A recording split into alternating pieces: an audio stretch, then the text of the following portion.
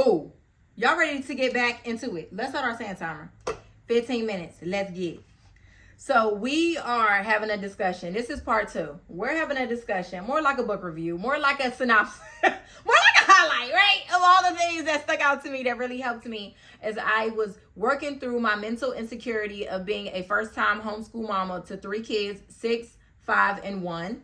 It's easier for me to just say their ages because truthfully, our 5-year-old is doing 2nd grade math. He's already asking me about fractions and stuff. I'm like, boy. He asked me about times tables. I'm like, son. Okay. And my 6-year-old, he is beginning to pick up chapter books, reading. I'm just like, God, oh my God, I'm so thankful.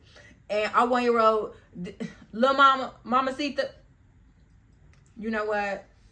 She just making sure she a queen bee in training. Let me just say that. She's giving directives. Very, very clearly stated at 1 year old. And so I'm going to focus on their ages because when it comes to grade level, it's like, you know what? 5-year-old reading on kindergarten for real. He's still working on his confidence. That's really what it is, his confidence. And then my 6-year-old, he requires every reward possible when it comes to doing some math work. So we working on that too. But we talked about a couple things like sheltering, shifting your perspective on sheltering, especially as a Christian homeschool parent. We also talked about the socialization aspect because I get asked that a lot. Even at church, I get asked that. And I'm like, but you see them every Sunday and they talk your head off. Okay. Yeah, anyway. So here we are. Some things are just genetic. This one really turned me up because I have witnessed this with our 2 oldest kids. Often more eccentric families are the ones who choose to homeschool, and their kids may not seem to fit in with other kids. But this is from their schooling, or is this from their parents?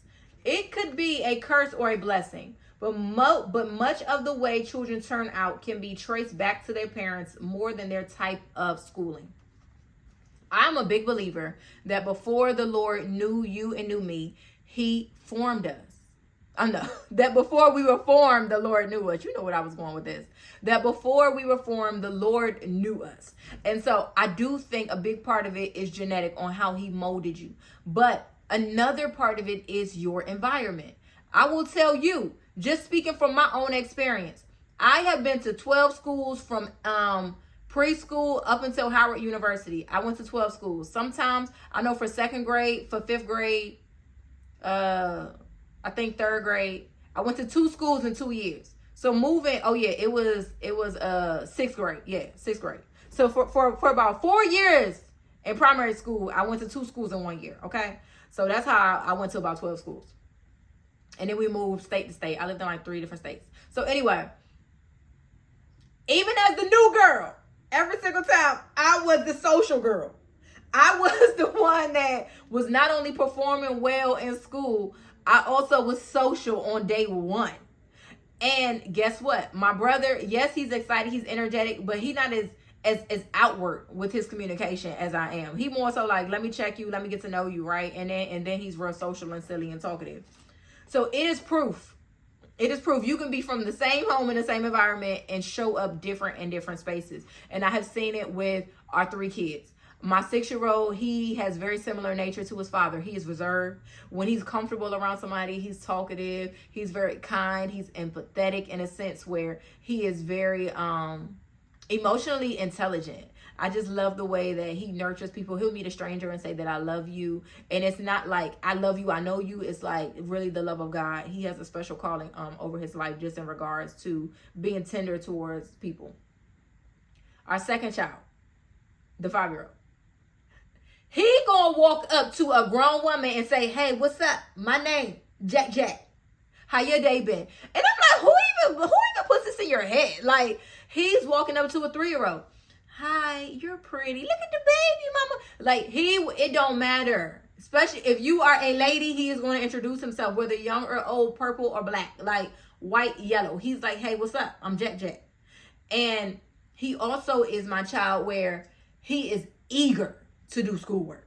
He is eager to come in the kitchen and cook and clean. He is eager. James is more so like, I don't mind helping, but I ain't going to force it. I don't mind doing schoolwork, but I ain't going to ask you unless you about to give me something to do it. And so again, this shows that the genetics shapes them in such a way. But in no case have I ever been worried that they don't have social skills. And anybody that knows us personally could say, I came in a house and I had to tell Jamika, girl, I came here to talk to you. Your kids, all three of them, even the baby, got something that they want to show me or tell me. And so I just thank God for that. And I am living proof that just because you homeschool is not because you have concerns about socialization. It's not because you feel like they will matriculate in odd ways. My kids are currently on a soccer team right now. Prior to that, they've also done swimming lessons with other kids. We go to plenty of birthday parties because, yes, their mama is single. Look, I am never single. What? Why would that just come out of my mouth? Like, what? I meant to say when I'm out, I mingle. Yeah, that was a joke. Yeah, my man's on his way home right now. Come on now. And so, creating positive socialization. She gets a lot into this. And a few questions that I want to share with you that's in this book.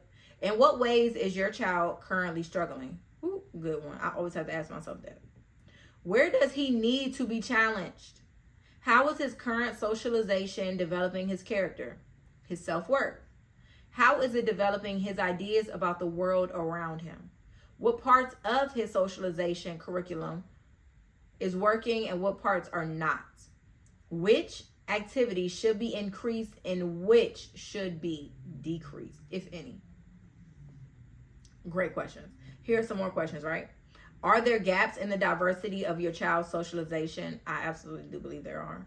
Can you create opportunities for them to socialize with kids of different cultures or kids with disabilities? What about higher level professionals who could become mentors? Okay, what about higher level professionals who could become mentors? So yeah, that's as they grow up and get older. Right now, the only reason I say that I would like some more diversity is because where we live at, it's a lot of Filipinos. So my kids rarely see kids that have our skin color. And there's nothing wrong with that. But I do think that it's nice to see all the shades. Like, I just want to see all the shades. So it's a lot of Asians where we live right now in California. And it'll be nice to be around some other demographics. But then again, my family big and my family bold and my family, we spend a lot of time and talk to them on the phone. So maybe that engagement is good for them too. So here we go. Here's another sticky note that I wanted to highlight that blessed me. What we do as parents, while very important, does not guarantee any sort of outcome. My eyes started itching when I read that. Because I would love to be like, input, output. I put that in, I got that out. But that's just not how the cookie crumbles. Now I'm thinking of Bruce Almighty. Because Malcolm just brought that up to me when he was a reporter on a movie. And he was like, and that's how the cookie crumbles. When he was doing the first story that they joked on him on. Y'all, whether your children go to private school, public school, Christian school, or they are homeschooled or world schooled, all the cool terms we have, we cannot guarantee any outcome. We have to trust and believe that what the Lord is calling and leading and providing us to do and be in this season is exactly what is needed for his will to be done. Do the best that you know to do with what he's provided you today and leave the rest in his hands. Just leave it with the Father. Parenting is less like building a house and more like taking a journey together. I needed that. Again, as a real estate investor, like having that in my professional background, I compare a lot to business, to real estate, to relationship management. And the reality is when you are raising children and when you have a family, yes, it's brick by brick, but guess what? The bricks never stop building. They never stop growing. They never stop going. They never stop needing to go higher because this is a journey. So it's less of me building a house and it's more of me building a path. Ooh, I like that. Yes, and we're not following nobody's yellow brick road, so don't even try with that, okay? But I will say brick by brick is less about a house and it's more about a journey and a path. Thank you for that, Laurie. I love that. And the brick by brick was all you, Holy Ghost. I gotta share that with my man. When he come home, that was good. That was really good. My homeschool schedule. Look, she got a section on homeschool schedule. Oh, I love this. How to add up school time. Number 1, parents, reading to kids. We read probably 3 books a day. because we read the Bible every morning, and the kids read the Bible to me. If they don't know a word, I'll help them with the word, but they read the Bible to me. And then we have books that we read for the unit studies that we're doing, and we do a bedtime story. So yeah, we get reading it a lot. Also, quiet reading. I'm still working on the quiet part. I'm still working on the quiet part. My second son is very high energy, so getting him to sit down and read a book, and he's also the one that prefers math over language arts right now. And so that is a challenge for me, to actually have them go in their book and read. My oldest will do it happily, but they share a room, so it quickly becomes magnetized and blocks and Play-Doh and action figures before they get through any book. But if y'all have any tips on how you get your energetic kids to actually sit down and read without always needing to have an idle threat or a reward, I need that help. Ooh, number 3, family worship. We worship every single day in song with music playing, but also song with us just singing out loud together. They know plenty of songs, y'all. We stay in church. And I even allowed them to make up songs. I'll tell them, I'll be like, just make up a song that you want to sing to God and teach me the words. And so we do a lot of family worship. Every single day we are worshiping, literally. Learning to cook. Today we baked the cake. The other day they made meal prep breakfast sandwiches and everything, like gloves on, hand in a ground turkey, patty in that turkey. Like, we make sure y'all in the kitchen. I monitor them at the stove. They make their own pancakes. We allow them to cook. So that's math, that's reading, that's health, that's life skills, household learning. If we get a new toy that's in here that requires a screw or an Allen wrench, oh, you better know they helping their mama and their daddy build it. Okay, you about to play with this. This is your toy. I'll monitor and help you read. Writing, do that every day. Number 7, dance and sports and music lessons. I told y'all we in soccer right now, which has been fun. Field trips. Malcolm will tell y'all, when me and my kids leave this house, we usually gonna leave at 9. We come back till 4. And we don't even get no fast food. Every now and then I might stop at the grocery store and we go to the hot food section and grab something. But I do my best to pack our lunch and to go places where I know they may have a microwave and be generous with it. I'll go to the library and be like, can you go throw this in y'all microwave in the bed? We don't garden yet, but that's one of my prayers. I know the Lord will provide. And we don't do too many family walks or bike rides, but they go to the park a lot, and the playground and the YMCA. Shopping. I order my groceries. I'll go in the grocery store, y'all. We used to Instacart. I can't go back.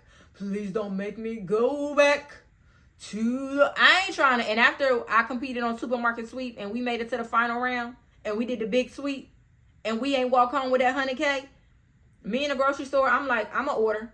Bring it to the car. I ain't trying to go in there. Self-guided learning. We do that as well with online tools and worksheets and stuff.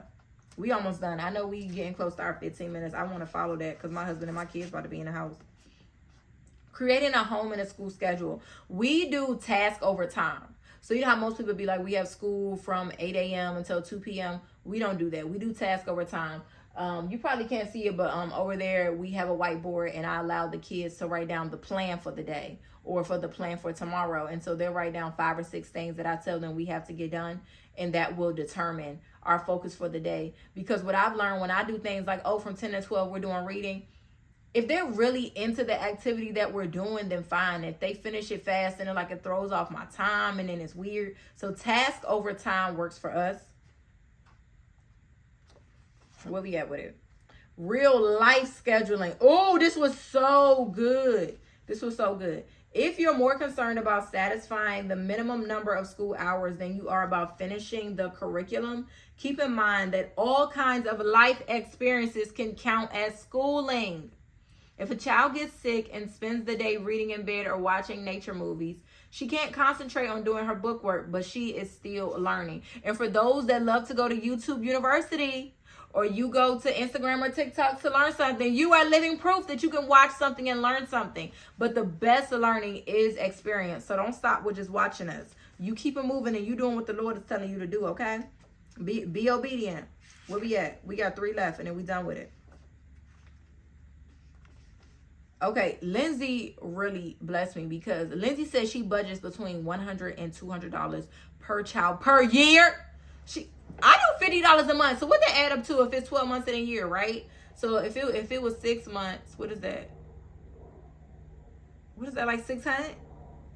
Because 6 times 5, 30. So that's 300, 600. So we probably do about 600 a year.